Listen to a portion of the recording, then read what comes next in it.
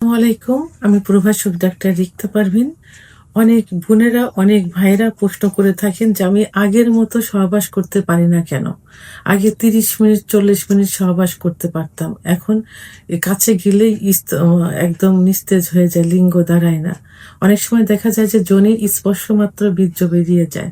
অনেক বোনরাও কিন্তু এটা বলে থাকেন যে গায়ে আগুন ধরিয়ে দেয়, কিন্তু কাছে আসলে কিছুই করতে পারে না। তো ম্যাডাম, এর জন্য কি করতে পারি? তাই এর জন্য প্রধান যে উপায়, প্রধান যে চিকিৎসা, সেটা হলো পুরুষের সেক্স হরমোন টেস্টোস্টেরন হরমোন কমে গেলে কিন্তু যৌন অক্ষমতা আসে, অর্থাৎ সহবাসের ইচ্ছা হয় না, উত্থান হয় না, সময় হয় না।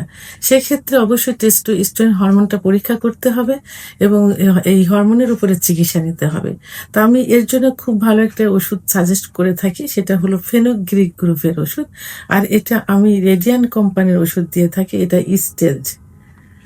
স্টেজ অর্থাৎ টেস্টোস্টেরন হরমোন বাড়ানো অর্থাৎ যৌন ক্ষমতা ফিরিয়ে আনার জন্য স্টেজ খুব ভালো কাজ করে থাকে।